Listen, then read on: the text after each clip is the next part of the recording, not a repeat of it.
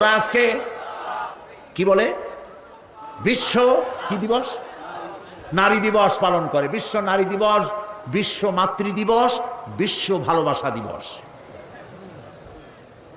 বিশ্ব ভালোবাসা দিবস ওদের দরকার, যাদের সারা বছরে কোনো ভালোবাসা নাই, তাদের জন্য একটা দিন ভালোবাসার ভনিতা করা লাগে। আমার লাগে না, কারণ আমার জন্মই হয়েছে ভালোবাসার মধ্য দিয়ে। আর দ্বীন ওয়ান নাসিহা, ইসলাম মানেই হলো ভালোবাসা। সুবহানাল্লাহ কও। ইসলাম মানেই হচ্ছে ভালোবাসা। আমার জন্য আলাদা কোনো ভালোবাসা দিবসের দরকার নেই। ওই সেই ৯৭-তে ওই হুজুররা যখন ক্ষমতায় ছিলেন, সেই সময় বিশ্ব ভালোবাসা দিবস পালন করতেছে। কি ভালোবাসা দিবস? কলেজ বিশ্ববিদ্যালয়ের ছাত্র ছাত্রীরা সরোয়ার্দী উদ্যানের গাছের গোড়ায় বসে গেছে, সব জোড়ায় জোড়ায় বাকবাকুম পায়রা। বিশ্ব ভালোবাসা। এক মন্ত্রী ঢাকা বিশ্ববিদ্যালয়ের টিএসসি মিলনায়তনে বক্তৃতা করলেন, বিশ্ব ভালোবাসা দিবসে আজ আমি ঘোষণা করতে চাই, বিল ক্লিনটন মনিকা প্রেম অমর হোক। মন্ত্রী বললেন। আমি পার্লামেন্টে ধরলাম তাকে, বললাম, মাননীয় স্পিকার, বিল ক্লিনটন তার মেয়ের বয়সী মনিকার সাথে যে কাজটা করেছে, সে কাজের জন্য বিল ক্লিনটন নিজেই অনুতপ্ত। টিভি এবং রেডিওর মাধ্যমে গোটা জাতির কাছে ক্ষমা চেয়েছে। আর হিলারির পাও রাতের বেলায় কতবার ধরেছে, হিলারি আর তিনিই জানেন। যে অপরাধের জন্য তিনি নিজে অনুতপ্ত, সেই অপরাধের বিষয়টা নিয়ে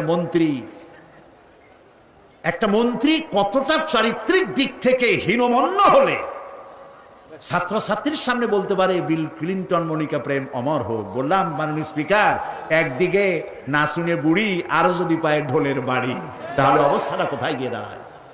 আমার দেশে, মুসলমানদের দেশে বিশ্ব ভালোবাসা দিবসের কোনো প্রয়োজন নাই। বিশ্ব নারী দিবস পালন করা, বিশ্ব কন্যা দিবস পালন করা ওদের দরকার, যার দেশে নারীর কোনো মর্যাদা নাই, যেখানে কন্যার কোনো মর্যাদা নাই, যেখানে মাতৃত্বের পিতৃত্বের মর্যাদা নাই, সেখানে প্রয়োজন। আমার দেশে প্রয়োজন নাই। দিবস পালন করতে করতে এখন কিসব দিবস পালন করতেছে। কালকের পত্রিকায় দেখলাম বিশ্ব পায়খানা দিবস। আমি জানি না আপনারা বিশ্বাস করবেন কিনা, আমার নিজের চোখ দিয়ে দেখছি। পত্রিকাটার নাম আমি নিলাম না, এটা জঘন্য পত্রিকা, এখন বুঝে নিতে পারে। বিশ্ব পায়খানা দিবস, নওজুবিল্লাহ। মানে তালাশ করে পায় না, করবে কি? এরপরে দেখলাম ঢাকায় দেওয়ালে লেখা বিশ্ব চিন্তা দিবস। তো বিশ্ব চিন্তা দিবসের এটার থিমটা কি, করবেটা কি? তো যারা আয়োজক তারা বলল যে আমরা ওই বিশ্ব চিন্তা দিবসে রাস্তার মোড়ে মোড়ে বসে চিন্তা করব যে আদৌ কোনো ব্যাপারে আমরা চিন্তা করতেছি কিনা। নওজুবিল্লাহ। পাগল কি গাছে ধরে?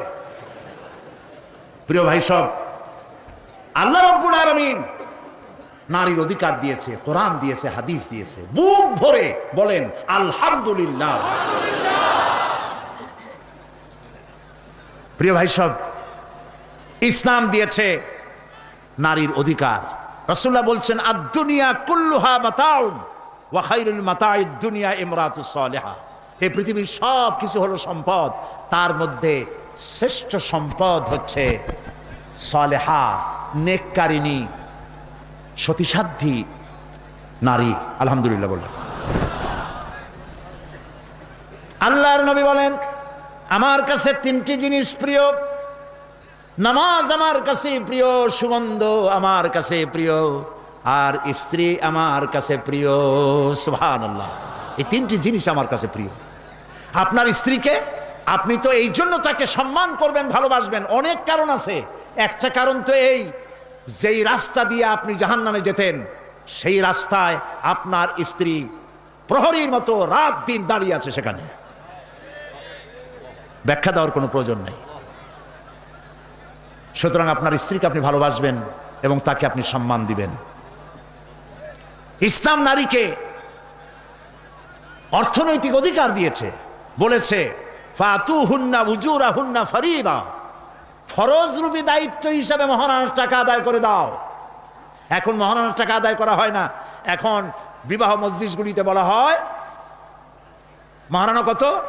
মহারণা হচ্ছে 21,21,101 টাকা, 11,11,101 টাকা। একটা 1 টাকা থাকা লাগবে। কোথায় পাইছেন এটা? একটা 1 টাকা থাকা লাগবে। আর এই যে মহারণা বাঁধা হয়, এই মহারণার টাকা আদায় করা অধিকাংশ ক্ষেত্রে আদায় করা হয় না। কথা ঠিক কিনা? কথা ঠিক কিনা? বরং উল্টা মহারণা আদায় করে নেয়। কারা নেয় বলেন? পাত্রপক্ষ। পাত্রপক্ষ মহারণা আদায় করে নেওয়ার সময় আদায় করার জন্য ঘটক, এগুলোরে কি বলে? ঘটক। কোন কোন এলাকায় এদেরকে উচ্চনাক বলা হয়। এদের কাজ হলো পরস্পরের মধ্যে বিবাহ দিতে গিয়ে মিথ্যা কথা বলা, উচ্চনাক। তো এরা বলে যে অমুকের ছেলে অমুকের মেয়ের বিবাহ হবে, ছেলেকে দিতে হবে কি? ছেলেকে দিতে হবে ল্যান্ড ক্রুইজার, ছেলেকে দিতে হবে গুলশানে বাড়ি, 10 লক্ষ টাকা ক্যাশ, মঙ্গল গ্রহে অফিস। বলে ছেলে লেখাপড়া জানে কি? কলেজের বারান্দা দিয়ে কয়েকদিন ঘুরে টুরে আসছে, গলায় সোনার সেন্টেনও আছে, মাথায় ভাল্লুকের মতো চুলও আছে। এরপরে এইভাবে করে এক অপাত্রে মেয়েদেরকে দেওয়ার ব্যবস্থা হয় টাকা পয়সার বিনিময়। মহারানাটা ওরা নিয়ে গেল। বিবাহে যদি উপহার দেয় শ্বশুর, শ্বশুর পক্ষ, পাত্র কি বলে কন্যা পক্ষ, পাত্রপক্ষকে যদি সোনা দেয়, দানা দেয়, টাকা দেয়, সব জায়েজ আছে, সুন্নত। কিন্তু চাইয়া নেওয়া যাবে না। দাবি করে নেওয়া, ডিমান্ড করে নেওয়ার নামই হলো যৌতুক। এটার নাম কি? চট্টগ্রামে কি বলে? যৌতুক। এই যৌতুক হলো শ্বশুরের সাথে এক প্রকারের কৌতুক। এইভাবে করে চাইয়া টাকা আদায় করা হারাম। চাইয়া টাকা আদায় করা কি? আজকের এই বিশাল তাফসীরুল কোরআন মাহফিলে আমি জানতে চাই যে এই যাদের ছেলে আজ পর্যন্ত বিয়ে দেন নাই, বিবাহ দিতে গিয়ে কন্যা পক্ষের কাছ থেকে হারাম চাইয়া যৌতুক আদায় করে ছেলে বিয়ে দিবেন না, এই রকমের লোক ওয়াদা করতে পারবেন না? মনে করবেন এই কথা যে আল্লাহ মাহফিলে আজকে আসলাম কেন? আচ্ছা দেখি তো, যারা ছেলে বিয়ে দেন নাই তারা ওয়াদা করবেন এই কথা বলে যে আমার ছেলে বিবাহ দিতে গিয়ে যৌতুক 1 পয়সা, 1 থেকে নিয়ে 1000 কোটি যা হোক, যৌতুক চাইবো না, বিনা যৌতুকে ছেলে বিবাহ দেব। কারা কারা দেবেন? ছেলেওয়ালারা হাত তোলেন তো। ও মাশাআল্লাহ, বাচ্চা পোলাপান হাত উঠেছি কি কামে? তোমরা তো মা ভাও নাই এখন। হাত নামান। জি, ভবিষ্যতে হাত নামান, হাত নামান। আলহামদুলিল্লাহ বলেন। যৌতুক এক সামাজিক ব্যাধি, এই ব্যাধি বন্ধ করতে হবে এবং চট্টগ্রাম থেকেই এটার আন্দোলন শুরু হবে ইনশাআল্লাহ। বলেন ইনশাআল্লাহ। প্রিয় ভাই, সব যারা বিবাহ করে নাই সেসব যুবকদের বিবাহ করা লাগবে কিনা? লাগবে কিনা? হ্যাঁ, ফুর্তি হয়ে একটু জোরেই বলতেছে লাগবে। এই বিবাহ করতে গেলে শ্বশুর যদি ঘড়ি দেয় বলবা আলহামদুলিল্লাহ, যদি শেরওয়ানি দেয় আলহামদুলিল্লাহ, যদি কিছু না দেয় নাউজুবিল্লাহ, নাকি? তাও আলহামদুলিল্লাহ। বরং তুমি কেন ফকিরের ছেলে ফেলে না তো? তোমরা যুবকদের বলতেছি, ফকিরের বলাবার না তো। তো বউ ওই কি বলে, যারে বিবাহ করবা সেই শ্বশুর বাড়ির টেলিভিশন না হইলে দেখা যাবে না তুমি কি খয়রাতির পোলা। যদি এখন তো দেখতেই হয়, তো বউয়ের বাপের কাছ থেকে টেলিভিশন না নিয়া মসজিদ গুলার সামনে শুক্রবার দিন থাল পাতে বসে যাই। তাও কন্যা পক্ষের কাছ থেকে চাইয়া নিবা না। কিছু দিলে আলহামদুলিল্লাহ, না দিলেও বিনা যৌতুকে নিজের পায়ে দাঁড়াইয়া চাকরি করে বিয়ে করবা। চাকরি কামাই রোজগার না করিয়া নিজে বাপের হোটেলে খাও, আরো একজন আনি মেহমান বানাইও না। কাজ করবে, চাকরি করবে, ব্যবসা করবে, তারপরে নিজের টাকা দিয়া, বাপের টাকা দিয়া বিয়ে করিয়া বউরে রানী বানাইয়া ভালোবাসার সিংহাসনে বসাবে, তাকে কোনো কিছু খোটা দিবে না। এটা এই জন্য বলি, বাংলাদেশে একটা কি বলে ওটাকে, যৌতুকের একটা গরু দেওয়া হয় নাই, টেলিভিশন দেওয়া হয় নাই বলে গরুর মতো পিটিয়ে স্ত্রীকে হত্যা করা হয়েছে। হাজারো ঘটনা বাংলাদেশে আছে। বিনা যৌতুকে বিয়ে করবে যে সব বীর তরুণ চট্টলার যুবকের এবার হাত উঁচু করে দেখা। ও মাশাআল্লাহ, এখন তো দেখা যায় কেউ বিয়ে করে নাই।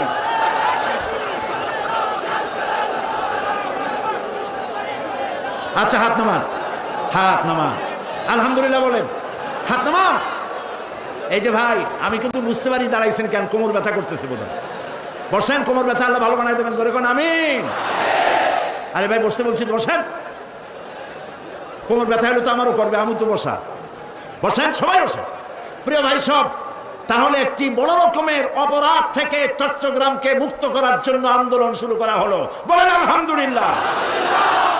প্রিয় ভাই সব, আল্লাহ তাআলা এই নারী যখন বিবাহ হলো, আল্লাহ তাআলা তাকে অধিকার দিলেন, শিক্ষার অধিকার, লেখাপড়ার অধিকার, পড়ার অধিকার, সব অধিকার দিলেন। এরপরে দিলেন তাকে মা বানায় দিলেন। কদিন পরে কি হয়ে গেল? মা হয়ে গেল। সুবহানাল্লাহ। এখন কিন্তু ইজ্জত আরো বাড়লো, মা হওয়ার পর ইজ্জত কি হইল? আরো বেড়ে গেল। আল্লাহর নবীর কাছে প্রশ্ন করা হয়েছে, এক সাহাবী এসে বলছেন, সালা রাজুলুন ইয়া রাসূলুল্লাহ মান আহাক্কুন নাস বিহুসনি সাহাবাতি ক্বালা উম্মুক ক্বালা সুম্মা মান ক্বালা উম্মুক ক্বালা সুম্মা মান ক্বালা উম্মুক ক্বালা সুম্মা মান ক্বালা আবুক। সুবহানাল্লাহ। একজন এসে নবীজির কাছে প্রশ্ন করলেন, ইয়া রাসূলুল্লাহ, মানুষের ভিতরে আমি কার যত্ন করব, কার খেদমত করব, কার সাথে ভালো ব্যবহার করব, আমার কাছে সব থেকে ভালো ব্যবহার কে পেতে পারে? নবীজি বললেন, তোমার মা। সাহাবী প্রশ্ন করলেন, তারপরে কে? রাসূলুল্লাহ বললেন, তোমার মা। তারপরে কে? তোমার মা। তারপরে কে? তোমার পিতা। পিতার চাইতে মায়ের মর্যাদা আল্লাহ পাক কয় গুণ বাড়ালেন? সবাই বলেন কয় গুণ? 3 গুণ আল্লাহ বাড়ায় দিলেন। আল্লাহ রাব্বুল আলামিন কোরআনের কারীমের ভিতরে বলেছেন, ওয়াকাদা রাব্বুকা আল্লা তা'বুদু ইল্লা ইয়াহু ওয়া বিল ওয়ালিদাইনি ইহসানা। তোমার রবের পক্ষ থেকে চূড়ান্ত ফয়সালা হয়েছে যে আল্লাহর ইবাদত করার পর মা বাপের ইহসান করবে। সুবহানাল্লাহ। আর আমার দেশের লোকেরা কি বলে, কি করে লক্ষ্য করতেছেন আপনারা? আল্লাহ বলেন কি আর বান্দারা করে কি? আল্লাহ বলছেন মা বাপের খেদমত করো, আমার ইবাদতের পরে আল্লাহর পরেই স্থান কার? চিল্লায় বলেন। আমাদের লোকেরা বোঝে না, না বুঝা চলে যায় ভালো কোনো খাবার, ভালো কোনো ফল কোনো হযরত, কোনো পীর সাহেবের দরবারে নিয়ে হাজির করলে, হ্যাঁ দেন, পীর সাহেবকে হাদিয়া দিবেন, দেন, কিন্তু আগে দিবেন মায়েরে। আপনার কাছে, সন্তানের কাছে সব থেকে বড় পীর হচ্ছে মা। বলেন সব থেকে বড় পীর কে? মা আর বাবা। মা আর এই দুজন হচ্ছে আপনার কাছে সব থেকে বড় পীর। পীর সাহেবের দোয়া কবুল হবে কি হবে না, আলেম সাহেবের দোয়া কবুল হবে কি হবে না, সন্দেহ আছে। 50-50, দোয়া কবুল হইলেও হইতে পারে, না হইলেও না হইতে পারে। কিন্তু মা বাপ যদি দোয়া করে, আল্লাহর দরবারে দোয়া মঞ্জুর হয়ে যায়, 100% দোয়া কবুল হয়ে যায়। সুবহানাল্লাহ বলে। প্রিয় ভাই সব, আল্লাহ রাব্বুল আলামিনের নবী বলেন, মা বাবা যখন দোয়া করে সন্তানের জন্য, যখন দোয়া করে, বন্দুক দিয়া গুলি করলে সেই গুলি তার লক্ষ্য বস্তুর কাছে যেতে যত না দেরি হয়, মা বাপের দোয়া বা বদদোয়া আল্লাহর দরবারের থেকে দ্রুত গতিতে চলে যায়। মাকে খাওয়াও। বুড়া মা আছে না? বলেন আছে না? মা যখন বুড়া হয়ে যায়, বউয়ের কথা মতো সন্তান মায়ের সাথে খারাপ ব্যবহার করে, মুখ মলিন করে থাকে, কথা বলে না, আর মনে মনে বলে, প্রকাশ্য বলে, অনেকের সামনে বলে, বুড়ি মরে না কেন? নাউজুবিল্লাহ। বলে নাউজুবিল্লাহ। তুমি কারে মরতে বলো? কারে মরতে বলো? তোমার মা, তোমার যখন অসুখ হয়েছে, যত্ন করেছি, বুকের সাথে আগলায় ধরেছে, সারা রাত শিয়রে বসে বসে, বিদ্যুৎ ছিল না ঘরে, কেরোসিনের ল্যাম্প জ্বালায়া, চেরাগ জ্বালায়া কোরআন শরীফ তেলাওয়াত করেছে। আর শেষ রাতি 2খানা হাত রব্বুল আলামিনের দরবারে তুলে দিয়ে কেঁদেছে, রব্বুল আলামিন, আমার বাঁচাধনকে আমার জীবনের বিনিময় আল্লাহ তুমি বাঁচাইয়া দাও। যে মা বললেন, আমার জীবনের বিনিময় আমার ছেলে তুমি বাঁচাও, মেয়েরে বাঁচাও, সেই ছেলে বড় হইয়া বইয়ের পাগল হইয়া বলে, বুড়ি মরে না কেন? নাউজুবিল্লাহ, নাউজুবিল্লাহ। মাকে সম্মান করুন, মাকে ভালোবাসুন। আল্লাহ রাব্বুল আলামিন বলেন, ওয়াওয়াসাইনাল ইনসানা বিওয়ালিদাইহি ইহসানা হামালাতুহু উম্মুহু কুরহা ওয়া ওয়াদাআতুহু কুরহা ওয়া হামলুহু ওয়া ফিসালুহু 30 শাহরা।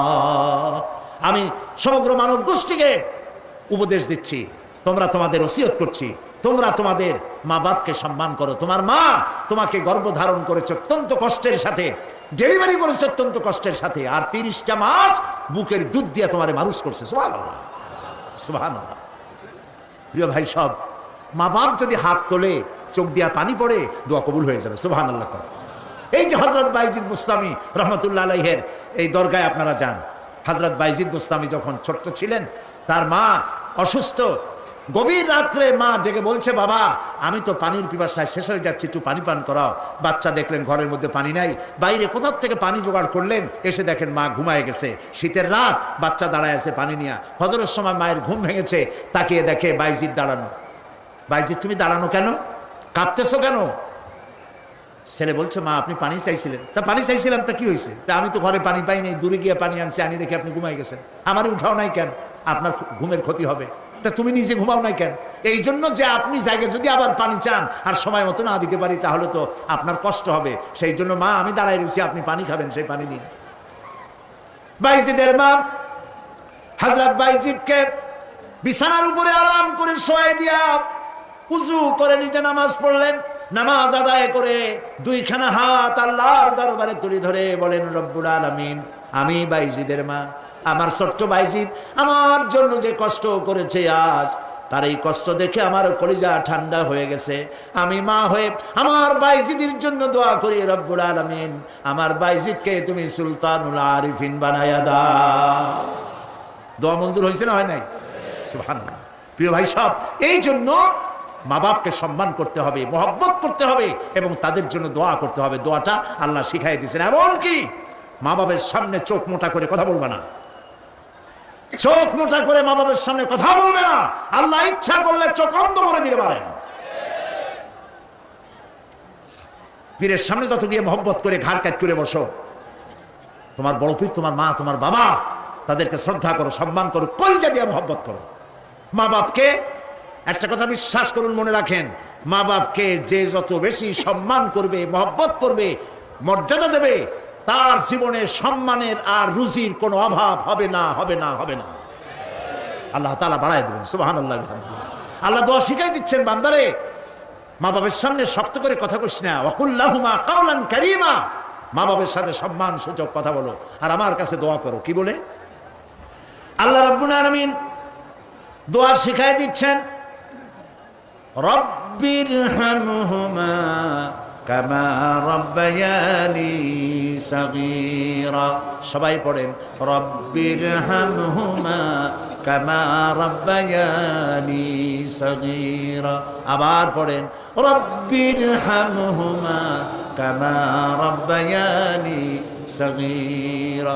আল্লাহ তাআলা শিখাই দিলেন, বান্দারে দোয়া কর, আয় আমার রব, আমার মা বাপ আমাকে যেমন ছোটবেলায় স্নেহের করে লালন পালন করেছে, মাবুদ গো তুমি আমার মা বাপকে সেইভাবে তোমার রহমত করে লালন পালন করো। আল্লাহ দোয়া শিখাই দিচ্ছেন। এই দোয়া প্রত্যেক নামাজের পর আপনারা পড়বে। মনে থাকবে ভাই? জোরে বলেন, মনে থাকবে? আল্লাহ যেন আমাদেরকে মনে রাখান, আমরা বলি আমিন। প্রিয় ভাই সব, মা হিসাবে আল্লাহ তাআলা এই মর্যাদা বৃদ্ধি করে দিলেন। নারীর 3টা স্তর বললাম, কন্যা, বধূ, মাতা। 3 স্তরে ইসলাম যে মর্যাদা দিয়েছে, এর থেকে বেশি মর্যাদা পৃথিবীতে কেউ দিতে পারে না। এখন এই নারীদেরকে যাদের এত মর্যাদা আল্লাহ দিলেন, মর্যাদা তো এত বাড়াই দিলেন, সন্তানের জান্নাত মায়ের পায়ের তলে ঢুকাই দিলেন। সুবহানাল্লাহ বলেন, সুবহানাল্লাহ বলবেন না? মেয়ে লোকের মায়ের পায়ের তলে তার সন্তানের বেহেশত আল্লাহ ঢুকাই দিলেন। সম্মান করো, মর্যাদা করো।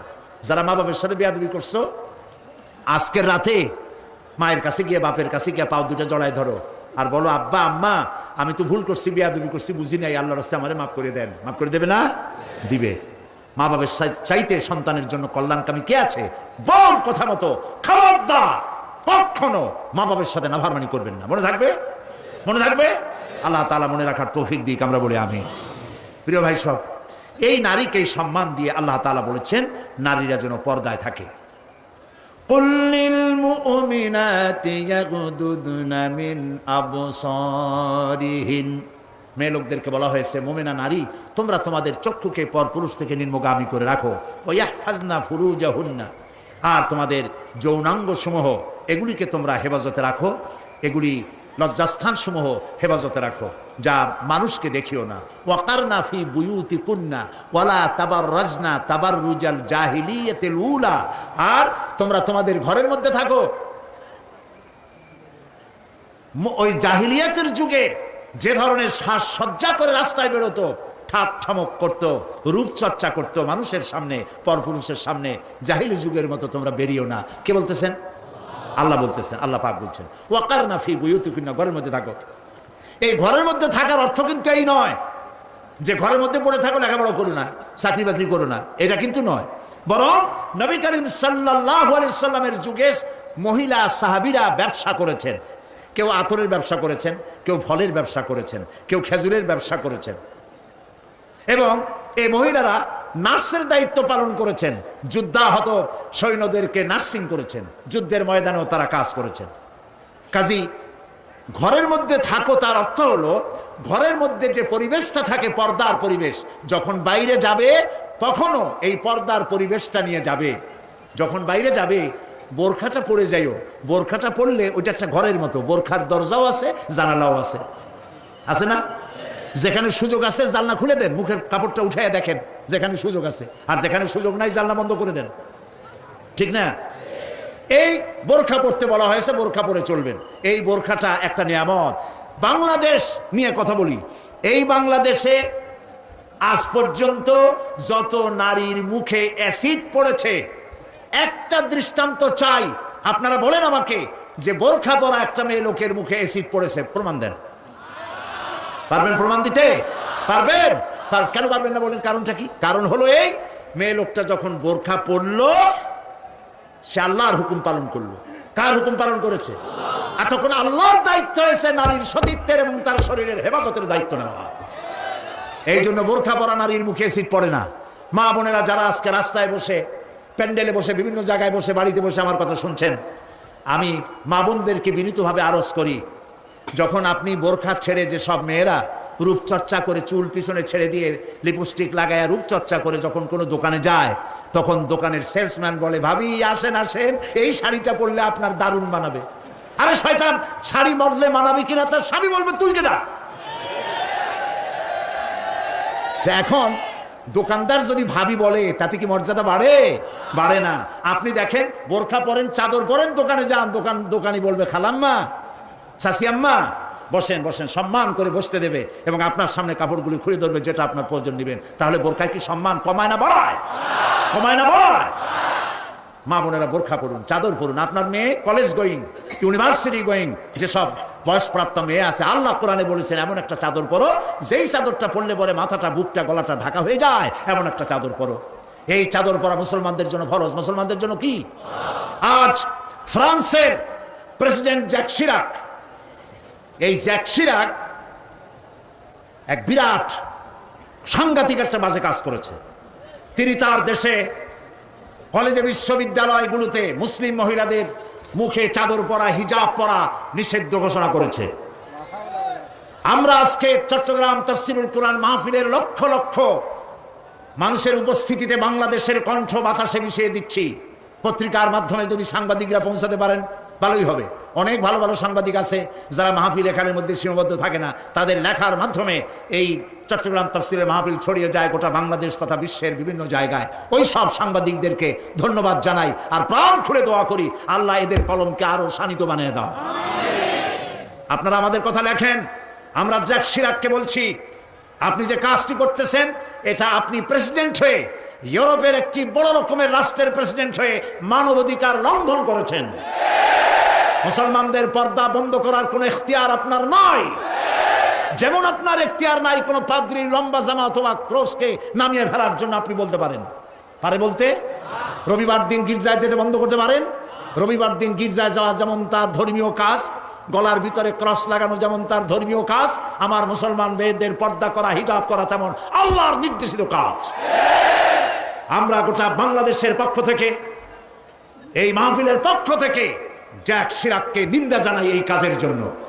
আমরা আহ্বান জানাবো, পৃথিবীর মধ্যে কোন রাষ্ট্র যা করে নাই, আপনি সেই খারাপ দৃষ্টান্ত করে আপনার কপালকে খারাপ করবেন না। প্রিয় ভাই সব, নারীর জন্য আল্লাহ পর্দা করেছেন, আর এই পর্দা হলো তাদের জন্য নিয়ামত। সেই নিয়ামত তারা ধারণ করবেন, আল্লাহ তাআলা তাহলে সন্তানগুলো ভালো বানাই দিবেন। কোন আলহামদুলিল্লাহ, বলেন আলহামদুলিল্লাহ। আচ্ছা বলেন, মৃগনাভি কস্তুরী ছাগলের পেটে হয় না হরিণের পেটে হয়? হরিণের পেটে হয়। হরিণ থাকে কোথায়? গাছের মধ্যে, পর্দার আড়ালে। ছাগল থাকে কোথায়? মাঠে ঘাটে, পথে ঘাটে, যেখানে সেখানে। কাজে ছাগলের মৃগনাভি তো ভালো, দড়ি ধরলেও গোসল ওয়াজিব হয়ে যায় দুর্গন্ধের ঠেলা। আর জঙ্গলের ভিতরে হরিণ থাকে, মৃগনাভি কস্তুরী আল্লাহ দান করেন, যার সুগন্ধ এখানে নাড়া দিলে সারা মাহফিল বিমোহিত হয়ে যাবে। আল্লাহ নিয়ামত পর্দায় থাকে। নারীদেরকে আল্লাহ পর্দায় থাকতে বলেছেন। এই পর্দায় থাকলে পরে কস্তুরী সম সন্তান আল্লাহ দান করবেন। আর যদি পর্দায় না থাকেন, যে সন্তান হবে হবে মিস্টার বল্টু বাবু, মন্টু মিয়া। ভয়ের চোটে মানুষ অস্থির, তার চোখ গর্তের ভিতরে কি খাইছে, চোখ গেছে গর্তের মধ্যে। 2 কেজি চাউল মাফা যায় 2 চোখে, চুল মাথা দিয়ে ঝুলানো। প্যান্ট পরছে, সে প্যান্ট পরা অবস্থায় সেলাই করছে না কেমনে করছে আল্লাহ জানে।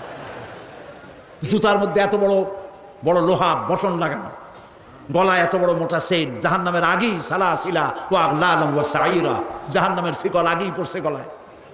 রাস্তায় মানুষে দেখে আর বাপ বাপ করে পলাইতে থাকে, বলতে থাকে আল্লাহ এই শয়তানের গজব দাও, এই শয়তানের যে মায় পেটে রাখছে তার কলেরা দাও, ওর বাপের বসন্ত দাও। আর ছেলে যদি ভালো হয়, মানুষও দোয়া করে, আরে এই ছেলেটা এত ভালো, আল্লাহ এই ছেলেটির প্রতি রহম করো, এই ছেলের যে মায় পেটে রাখছে সে মায়ের রহম করো, ওর বাপের রহম করো। সুবহানাল্লাহ। নেক সন্তান পাওয়ার জন্য পর্দায় থাকা আপনার জন্য জরুরি। মা বোনেরা পর্দায় থাকুন, এবং নিজের সৌন্দর্য পরপুরুষকে দেখাবেন না। আপনার সৌন্দর্য আপনার পিতার জন্য নয়, ভাইয়ের জন্য নয়, ছেলের জন্য নয়, কারোর জন্য নয়, শুধুমাত্র একমাত্র কেবলমাত্র স্বামীর জন্য। এই সুন্দরী প্রতিযোগিতার কথা সেদিন বলেছি। বাংলাদেশে বিভিন্ন সাবান কোম্পানির পক্ষ থেকে সুন্দরী প্রতিযোগিতা, ফটোজেনিক কি ফটো সুন্দরী, মিস ফটো সুন্দরী জেনিক না কি একটা কভালের সারা, জি এগুলি করতেছে, এগুলি তারা করতেছে, বিভিন্ন জেলা শহরে করতেছে। প্রিয় ভাই সব, আমি সেদিন বলেছি, আজকে লক্ষ লক্ষ লোক, সকলকে বলি, মিস বাংলাদেশ অথবা ফটোজেনিক সুন্দরী প্রতিযোগিতা যেখানে হবে সেখানেই বাধা দিবেন। ফটোজেনিক সুন্দরী প্রতিযোগিতা বাংলাদেশের মাটিতে হতে দেওয়া হবে না।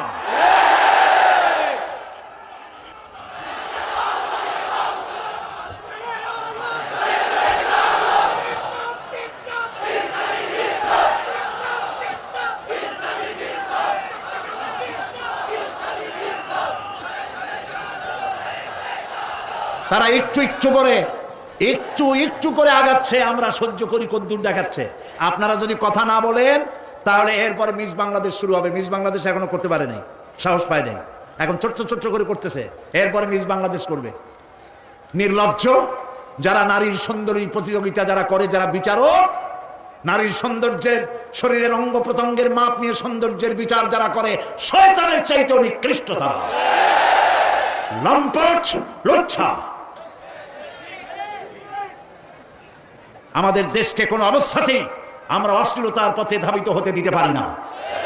আমি সেদিনও বলেছি, এই স্রোত তাড়াতে গিয়ে যুবকদেরকে জেনার দিকে আকৃষ্ট করা হচ্ছে। একটা সাইনবোর্ড লাগাইছে, যৌন রোগে টেনশন নাই, কি জানি লইলে, হ্যাঁ নাউজুবিল্লাহ বলেন। এটা কেমন কথা? আপনি লিখবেন এইডস রোগ হচ্ছে মরণ ব্যাধি, ধর্মীয় অনুশাসন মানলে পরে এইডস রোগ থেকে বাঁচা যায়। এটা দেখুন, যে লিখেছেন, যে ব্যক্তি লিখেছে এই স্লোগান, যার মাথায় আসছে সে নিশ্চয় চরিত্রবান না লম্পট। লিখেছে এই যৌন রোগে, বলেন না কি মুখস্থ, যৌন রোগে রেহাই নাই, কন্ডম লইলে টেনশন নাই, তার মানে কন্ডম নিয়ে জেনা করো। নাউজুবিল্লাহ বলে। আমি সব জায়গায় বলে এসেছি, চট্টগ্রামের পুলিশ কমিশনার, চট্টগ্রামের ডিসি, আপনারা এই সাইনবোর্ড ভাঙেন।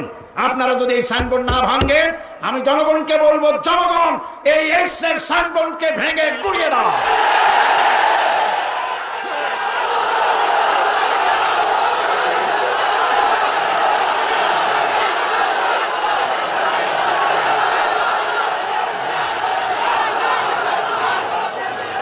ভাই সব,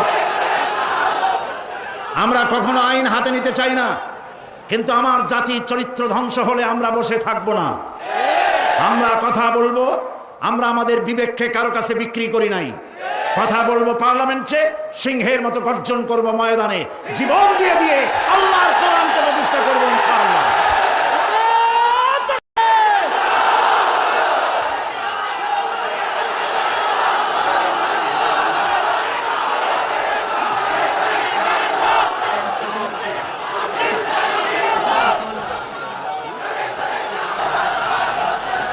প্রিয় ভাই সব, আমরা কখনো আইন হাতে নিতে চাই না, কিন্তু আমার জাতির চরিত্র ধ্বংস হলে আমরা বসে থাকবো না। আমরা কথা বলবো, আমরা আমাদের বিবেককে কারো কাছে বিক্রি করি নাই। কথা বলবো পার্লামেন্টে, সিংহের মতো গর্জন করব ময়দানে, জীবন দিয়ে দিয়ে আল্লাহর কোরআনকে প্রতিষ্ঠা করবো ইনশাআল্লাহ।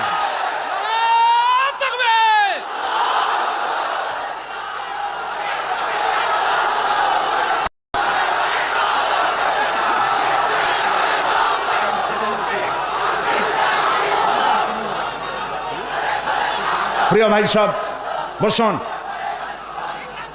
সুতরাং নারীকে পর্দায় থাকতে হবে এবং এই পর্দার আচরণ করতে হবে। মহিলাদের কর্মসংস্থানের বিষয়টাও ইসলাম পরিষ্কার বলে দিয়েছে। মেয়েরা কাজ করতে পারবে, কোনো অসুবিধা নাই, চাকরি করবে, লেখাপড়া করবে। নবী করিম সাল্লাল্লাহু আলাইহি ওয়াসাল্লামের স্ত্রী আমাদের মা হযরত আয়েশা রাদিয়াল্লাহু তাআলা আনহা হাজার হাজার সাহাবীদের উস্তাদ ছিলেন। হাদিস শিখিয়েছেন, ফিকহ শিখিয়েছেন, সুবহানাল্লাহ বলে, কোরআন শিখিয়েছেন। যুদ্ধের ময়দানে প্রধান সেনাপতিত্বের দায়িত্ব পালন করেছেন পর্দার ভেতরে থেকেই। সুতরাং আমাদের মাতৃজাতি, আমাদের নারী সমাজ লেখাপড়া করতে পারবেন, চাকরি করতে পারবেন, সব পারবেন, তবে একটি কাজ হলে তাদের চাকরিগুলি নিরাপদ হয়। সে কাজ হচ্ছে দেশের সবগুলি, আমি প্রস্তাব করেছিলাম, প্রস্তাবটা এখনো গৃহীত হয়নি, আমি বলেছি মহিলাদের জন্য আলাদা মেডিকেল কলেজ করার জন্য। কারণ মহিলা মেডিকেল কলেজ হলে পরে আমাদের দেশে যত পুরুষ ডাক্তার আছে সেই পরিমাণ মহিলা ডাক্তার নাই। মহিলাদের এমন অনেক রোগ হয় যা স্বামীর কাছে বলতেও তারা লজ্জা করে। ডাক্তার তো ভালো, এই জন্য মহিলা ডাক্তার বেশি প্রয়োজন। আর এজন্য বহু মেধা শক্তি সম্পন্ন মেয়েরা কো এডুকেশন বলে মেডিকেল কলেজগুলিতে ভর্তি হতে চায় না। মহিলা মেডিকেল কলেজ হলে তারা স্বাচ্ছন্দ্য ফিল করে। আমি প্রস্তাব দিয়ে রেখেছি, আপনারা দোয়া করুন যেন সেটা হয়। এখন সমস্ত গার্মেন্টস ফ্যাক্টরি, সমস্ত প্রাইমারি স্কুল এবং হসপিটালের মহিলা হসপিটাল, মহিলা ক্লিনিক ইত্যাদি, এগুলি যদি মহিলাদের দায়িত্বে দিয়ে দেওয়া হয় তাহলে মহিলারা নিরাপদে চাকরি করতে পারেন। বিশেষ করে সমস্ত প্রাইমারি স্কুলগুলি মাস্টার, পুরুষ মাস্টারদেরকে অন্যত্র কাজ দিয়া সমস্ত প্রাইমারি স্কুলগুলি যদি মহিলাদের হাতে ছেড়ে দেওয়া হয়, মহিলা শিক্ষয়িত্রীদের কাছে, তাহলে ছেলেরাও মায়ের মতো আদর পায়া শিখবে আর মায়েরাও নিরাপদে সতীত্ব সম্ভ্রম বজায় রেখে তারা চাকরি করতে পারবে। এরকম একটি চিন্তা চলছে, আপনারা দোয়া করেন যেন আল্লাহ তাআলা এই ব্যবস্থা করে দেন। প্রিয় ভাই সব, আর একটি কথা, এখানে একটি মসজিদ আছে কোথাও, কাদিয়ানীদের একটা মসজিদ। কোন জায়গায় নাম বলেন? আহমদিয়া চকবাজার। এইখানে একটা মসজিদ আছে কাদিয়ানীদের, বাইতুল বাসেত মসজিদটার নাম। মুসলমানেরা জানে না বলে সেখানে নামাজ পড়তে যায়। মনে রাখবেন, কাদিয়ানীরা যে মসজিদ বানায় ওইটা মসজিদ না, এটা উপাসনালয়। কাদিয়ানীদের মসজিদে মুসলমানদের নামাজ হবে না, হবে না, হবে না। কারণ গোলাম মোহাম্মদ কাদিয়ানী কাফের, আর তাকে যারা নবী মানে তারাও কাফের। তাদের সাথে মুসলমানদের না না না, থামেন, এই যে বসেন। আমি কিন্তু এই গরম স্লোগান পছন্দ করি না। কি জ্বালায় পোড়াই দেবেন আপনি? জ্বালানো পোড়ানোর মধ্যে আমরা নাই।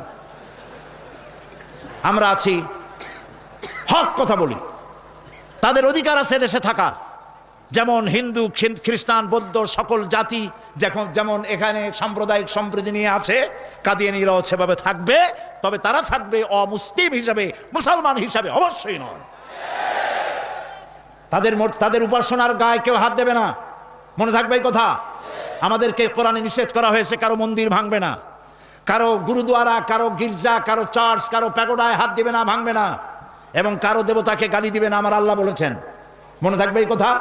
সুতরাং তাদের উপাসনালয় হাত দেওয়া যাবে না, যেমনি বানাইছে তেমনি থাকুক, তারা নামাজ পড়বে। আমি আমার জনগণকে সতর্ক করছি, ওদের মসজিদ মসজিদ নয়, উপাসনালয়।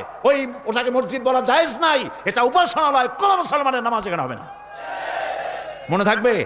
মাথা গরম করবেন না কখনো, ইসলাম এই মাথা গরমে পছন্দ করে না।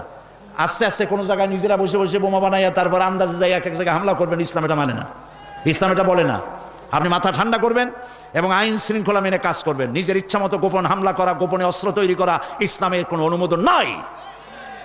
এই জন্য আজকেও বলি, বাংলাদেশে হরকতুল জিহাদ, জামাতুল মুজাহিদিন সাহায্য করেন, আর কি হিজবুত তাওহীদ, হিজবুত তাহরীর, জুমরাতুল মাসাকিন, এই জাতীয় যতগুলি নতুন নতুন সংগঠন হয়েছে, এদেশের মুসলমানদের সাথে কোনো সম্পর্ক নাই। এগুলারে যেখানে পাবেন সেখান থেকে ধরে পুলিশে ধরিয়ে দিবেন। এরা বাংলাদেশের দুশ্মন, এরা মুসলমানদের দুশ্মন।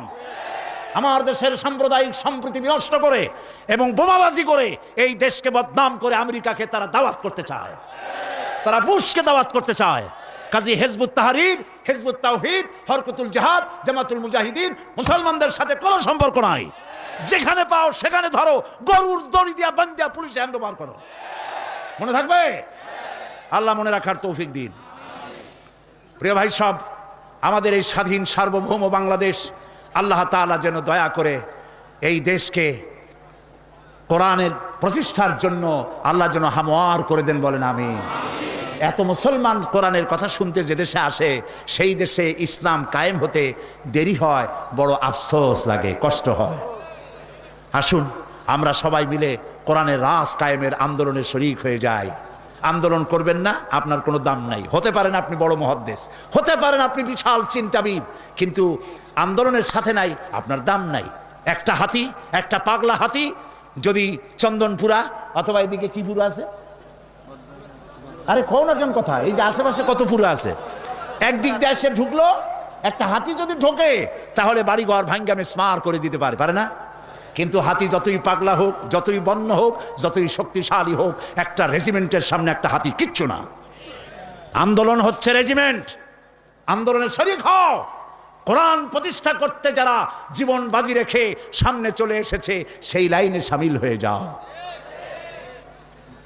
প্রিয় ভাই সব, আজকে আর আমি কথা বাড়াবো না, কারণ অনেক দূর যেতে হবে। বাংলাদেশের বিভিন্ন জেলা থেকে লোকেরা এসেছেন, আমি 10টার মধ্যেই শেষ করতে চাই। সেই জন্য দাঁড়ানো ভাইয়ের এবার বসেন, কাঙ্ক্ষিত মোনাজাতের দিকে এগিয়ে যাচ্ছি। দোয়া কবুল হবে ইনশাআল্লাহ, বলি ইনশাআল্লাহ। এত লক্ষ লক্ষ লোকের চোখের পানি এবং তাদের আকুতি আল্লাহ ফেরত দিবেন না ইনশাআল্লাহ, বলি ইনশাআল্লাহ। আজকে কয়জন? আজকে 13 জন ইসলাম কবুল করার জন্য চলে এসেছে।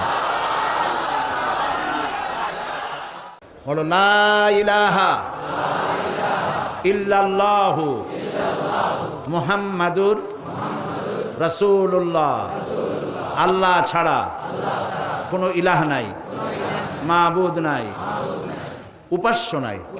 মুহাম্মদ সাল্লাল্লাহু আলাইহি ওয়াসাল্লাম আল্লাহর প্রেরিত রাসূল। আশহাদু আন লা ইলাহা, একটু জোরে বলো, লা ইলাহা ইল্লাল্লাহু ওয়াহদাহু লা শারীকা লাহু ওয়া আশহাদু আন্না মুহাম্মাদান আবদুহু ওয়া রাসূলুহু। আমি সাক্ষ্য দিচ্ছি আল্লাহ ছাড়া কোনো ইলাহ নাই, মাবুদ নাই, উপাস্য নাই। তিনি এক, তিনি একক, তার কোনো অংশীদার নাই। আমি সাক্ষ্য দিচ্ছি মুহাম্মদ সাল্লাল্লাহু আলাইহি ওয়াসাল্লাম আল্লাহর বান্দা এবং তার প্রেরিত রাসূল। তোমরা সবাই এদিকে ফিরে বলো আসসালামু আলাইকুম। এরা এই তরুণ যুবক 13 ভাই ছিল মুশরিক, হয়ে গেল আমাদের তাওহীদবাদী ভাই। আমাদের কি হইল? সবাই বলেন আলহামদুলিল্লাহ। মহিলারা ভেতরে কালেমা উচ্চারণ করেছেন, আর আমি এই বিশাল লক্ষ লক্ষ জনতার পক্ষ থেকে এই 13 মর্দ মোমেন যারা এখন আমাদের তৌহিদবাদী ইসলামী ভাই, আমি তাদেরকে বুকে আলিঙ্গন করে নিচ্ছি।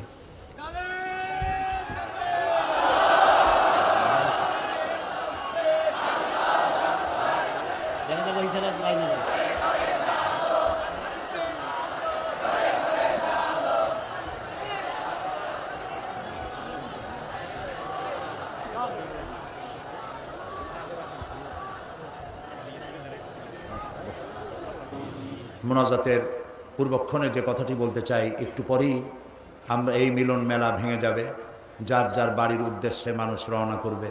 আল্লাহ সকলের ফিরে যাওয়াটা নিরাপদ করে দিন। আমি আপনাদেরকে অনুরোধ করব যে ওয়াজ শোনার, তাফসীর শোনার যে মন আমাদের আছে, সেই পরিমাণ নামাজের মন নাই। এই জন্য 5 ওয়াক্ত নামাজ সঠিকভাবে আদায় করবেন, নামাজ কখনো ছেড়ে দিবেন না। বিশেষ করে জওয়ান যুবক যারা আছে, ছাত্র, তরুণ, যুবক, আমি তাদেরকে বলবো, চরিত্র একটি মহা সম্পদ। যখন চরিত্র থাকে না তখন সে মানুষ থাকে না, শয়তানের চাইতে নিকৃষ্ট হয়ে যায়। আমি সমস্ত তরুণ যুবকদেরকে, যাদেরকে আমি আমার চোখের সামনে দেখতে পাচ্ছি, এই মাহফিলে 2% যদি বৃদ্ধ মানুষ থাকে, 98% তরুণ যুবকে ভরা এই মাহফিল। আমি সকল যুবকদেরকে, ছাত্র, তরুণ যুবকদের প্রতি আহ্বান জানাবো, আমাদের জীবনের সাথে সম্পৃক্ত প্রিয় জীবন আদর্শ যার নাম ইসলাম, এই ইসলামের পতাকাকে উড্ডীন করার জন্য ইসলামী আন্দোলনে শরিক হওয়ার সকলের প্রতি আমি আহ্বান জানাই। সকলের চরিত্র ভালো করে ইসলামের দিকে এগিয়ে আসার আহ্বান জানাচ্ছি। এবং কোরআনকে জানার জন্য, কোরআনকে বোঝার জন্য আমি বারবার বলেছি, তাফহিমুল কোরআন কেরার জন্য তাফহিমুল কোরআন ফি জিলালিল কোরআন, এই তাফসিরগুলি আপনারা কিনবেন। আজকে যখন যাবেন, শত শত দোকান, 3 শতাধিক দোকান এখানে বসেছে বই কেতাব নিয়ে, এগুলি আপনারা নেবেন। আর এইখানে যে আমি তাফসির করেছিলাম 25 বছর হলো, এর মধ্যে একবার তাফসির করেছিলাম সূরা আসরের উপরে। হযরত ইমাম শাফি রহমতুল্লাহ আলাইহি বলেছেন, সূরা আসর যদি কেউ বোঝে আর আমল করে, তাহলে জান্নাতে যাওয়ার জন্য এই ছোট্ট সূরাটি যথেষ্ট হয়ে যায়। সুবহানাল্লাহ। 5 দিন আলোচনা করেছি একটি সূরার, ছোট্ট সূরাটি, তাও শেষ করতে পারিনি। সেটি গ্রন্থবদ্ধ আকারে এসেছে, নাম রেখেছে তাফসিরে সাঈদী সূরা আসর। সমস্ত দোকানগুলিতে পাওয়া যাবে, আপনারা নিয়ে যাবেন এই তাফসিরটি, তাফসিরে সাঈদী সূরা আসর। আর সর্বশেষ আমি আজও বলি যে আমি মোমেন ব্যক্তি তো সেই যে নিজের জন্য যা পছন্দ করে অন্যের জন্য তাই পছন্দ করে। সুতরাং আমি জামাত ইসলামী করি, এবং কেন করি এই প্রশ্ন বহু জায়গায় আছে যে পীর মুরিদি ছাড়িয়ে দিয়া এটা করলাম কেন। আমি সেই জবাব লিখিত আকারে দিয়েছি, আমি কেন জামাত ইসলামী করি। এটা আমার লেখা একটা বই। এই বইয়ের ভিতরে আমি দেখিয়েছি যে খেলাফত এবং মুলুকিয়াতের ব্যাপারে, সাহাবীদের ব্যাপারে, নবীদের ব্যাপারে, ইসমতে আম্বিয়ার ব্যাপারে যে সমস্ত কথা আমাদের বিরুদ্ধে বলা হয়, সেই কথাগুলি যে যৌক্তিক নয়, এই কথাগুলি এর মধ্যে এসছে। সুতরাং যারা জামাত করেন তাদের জন্য প্রয়োজন, আর যারা করেন না তাদের জন্য প্রয়োজন, অন্তত জবাবগুলি জানতে পারবেন। আর আমি কেন করি এই দলটি, তাও আপনারা বুঝতে পারবেন। আল্লাহ যেন তৌফিক দেন, এটাও পাওয়া যাবে প্রত্যেক দোকানে, আপনারা নেওয়ার চেষ্টা করবেন। প্রিয় ভাই সব, সর্বশেষ আমার আরজ আপনাদের কাছে, নামাজ কেউ ছেড়ে দিবেন না। 5 ওয়াক্ত নামাজ আমরা আদায় করব সহিভাবে, কারণ বুখারী শরীফে এসেছে কিয়ামতের দিন সর্বপ্রথম প্রশ্ন হবে নামাজ পড়েছো কিনা। প্রথম প্রশ্ন আল্লাহ করবেন নামাজ। প্রথম প্রশ্ন কি হবে? নামাজ পড়ে। যার নামাজ কবুল হবে, জীবনের সমস্ত নেক আমলগুলি কবুল হবে। যার নামাজ কবুল হবে না, সব বরবাদ হয়ে যাবে। আল্লাহ তাআলা আমাদের জন্য নামাজি বানান, আমরা বলি আমিন। নামাজ জীবনে আর ছাড়বো না, এই ওয়াদা কি করা যাবে ভাইরা? করা যাবে ওয়াদা? দুটি হাত উঁচু করেন, বলেন ইয়া আল্লাহ, তোমার পবিত্র নামে তোমাকে সাক্ষী করে ওয়াদা করছি, শপথ করছি, আল্লাহ তাআলা যতদিন পর্যন্ত মালাকুল মউত আমার মাথার কাছে না আসতেছে, ততদিন পর্যন্ত ফরজ নামাজ, ফরজ রোজা আর ছেড়ে দেব না, আর ছেড়ে দেব না, আর ছেড়ে দেব না। আল্লাহ তাআলা আমার আজকের এই ওয়াদা আমার মৃত্যু পর্যন্ত কবুল করে নাও, আমিন। ইয়া